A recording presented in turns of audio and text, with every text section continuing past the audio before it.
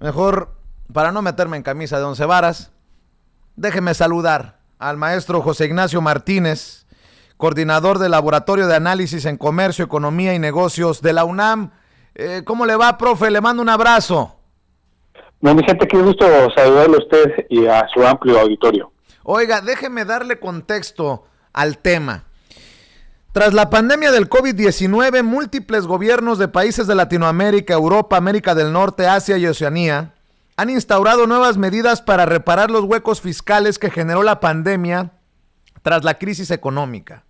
Estas reformas tributarias tendrían como objetivo recuperar recursos gubernamentales para solventar la crisis en salud, alimentación y vivienda para las personas más afectadas y grupos de riesgo. Al respecto, el Fondo Monetario Internacional está a favor de un impuesto extra a los ricos para financiar la salida de la crisis. Algo de lo que ha hablado, por ejemplo, solo como ejemplo, Joe Biden. Pero no se le vaya a ocurrir decirlo en alguna mañanera a Andrés Manuel López Obrador, porque se le vienen encima con lo de comunista y con lo de dictador. Deme su perspectiva. Usted que conoce de economía, ¿qué piensa de estas iniciativas?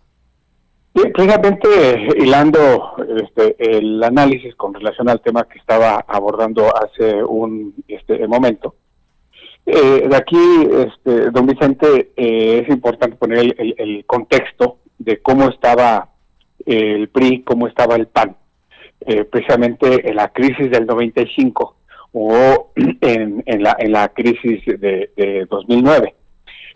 Cuando hay crisis, se le hace saber al pueblo que hay que rescatar a la nación y por lo tanto hay que aumentar impuestos, como fue en el 95. Recordará usted la famosa Roque Señal, donde se aumenta el IVA de 10 a 15%, y después en 2009, en 2008, esto se propone, y lo tenemos a partir de 2009, donde se aumenta el IVA un punto porcentual, pasa de 15 a 16%, y Felipe Calderón, en compañía con el PRI, crean dos impuestos, lo que era el IETU y el IDE. Por eso es que, don Vicente, la economía en 2010 crece 5%, pero ¿cómo no va a crecer la economía? Crece a golpe de impuestos. Por supuesto, también aumentó la pobreza. Esto lo traigo a colación, don Vicente, porque precisamente hace un año, recordará usted, de que comentábamos con usted en este muy importante programa, de que se estaba presionando al presidente López Obrador para que contratara deuda y con ello rescatar a la economía, pero por supuesto rescatar a las empresas grandes. El presidente hace un año hizo saber que había empresas, IBM, Walmart, Aeroméxico, Interjet, Grupo Azteca, Televisa, el Grupo Carso y así, este tipo de empresas que se dicen socialmente responsables, formaditas, que le debían al fisco, que le deben al fisco, pero que estaban presionando vía Consejo Coordinador Empresarial para que se contratara deuda y, por supuesto, rescatarlas, ¿no?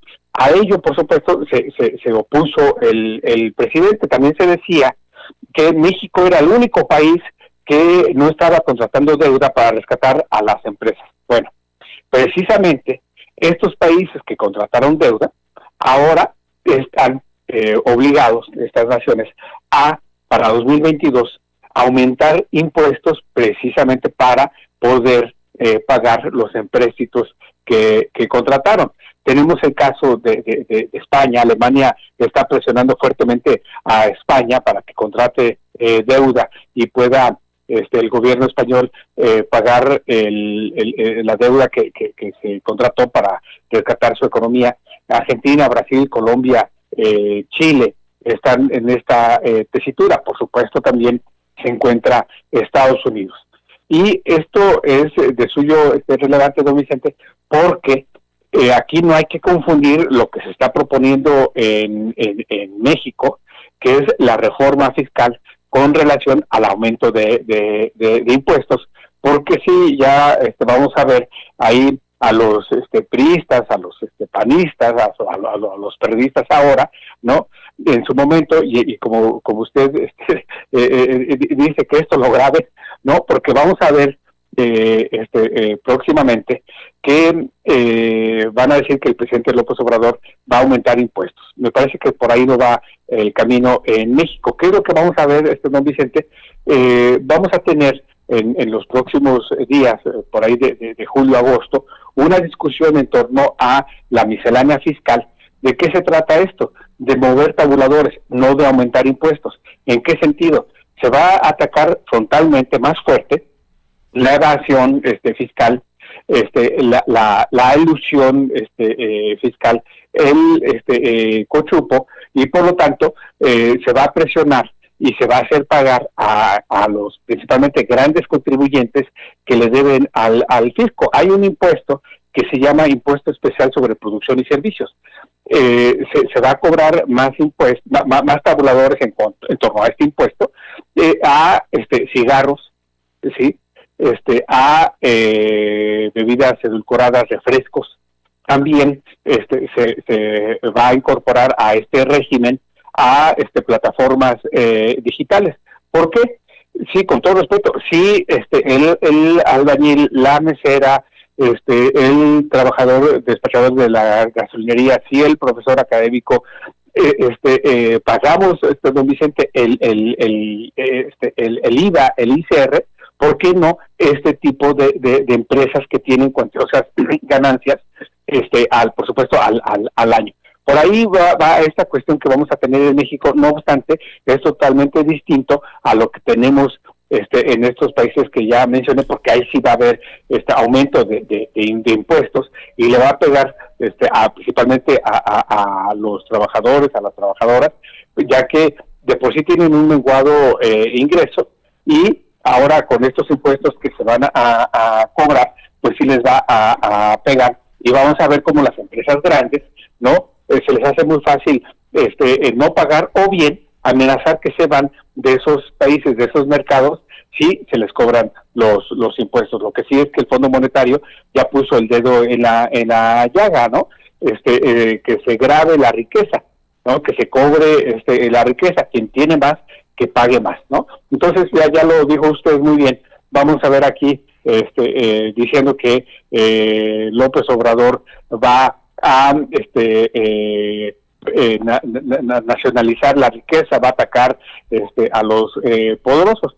Ya lo veremos, y ya veremos ahí a nuevo adalid de la comunicación, que es Ricardo Anaya, sacando su video al respecto.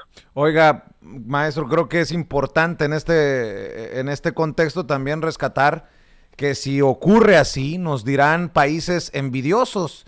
Deme su opinión, porque me llama poderosamente la atención que cuando se habla de estos temas surge este discurso de Sergio Sarmiento, de Ricardo Salinas Pliego, que la desigualdad no existe, que lo que existe es la envidia, que la pobreza es el grave problema, no la desigualdad. Pero aquí estamos viendo que cada vez son más gobiernos los que le apostarían a que los ricos ayuden a salir de la crisis. En otras palabras, pues contrario a lo que nos están exponiendo estos grandes personajes de los medios de comunicación. Así es, y subrayo que es en sentido contrario a lo que estaban diciendo hace un año, que se endeude México, que México contrate deuda, López Obrador no está rescatando. Bueno, ahora subrayo, estos países que sí lo hicieron van obligadamente a aumentar sus impuestos para hacerse de recursos, y entonces ya vamos a ver a lo que se conoce como la plutocracia, ¿no? Los grandes tenedores de riqueza, que se van a oponer a pagar los impuestos. Por lo tanto, ¿no? Que se socialice la pérdida y que se privatice la ganancia, ¿no? Y por supuesto que esto en México estará en un fuerte debate, ¿sí? Y veremos cómo es que el presidente nuevamente da la batalla para no aumentar impuestos, principalmente dos grandes impuestos, que es el impuesto sobre la renta y el impuesto al valor agregado. Oiga, maestro, ¿dónde puede leer la gente más de estos análisis que ustedes generan? Muchas gracias, Vicente. Estamos en redes como LACEN, LACENMX, Laboratorio de Análisis en Comercio, Economía y Negocios de la UNAM, Vicente. Muchas gracias. Le agradezco y estamos al pendiente. Le mando un abrazo. Otro más fuerte. Muchas gracias, cuídese. Gracias. Es el profesor José Ignacio Martínez, que es colaborador, coordinador, debí de haber dicho, del Laboratorio de Análisis en Comercio, Economía y Negocios de la UNAM.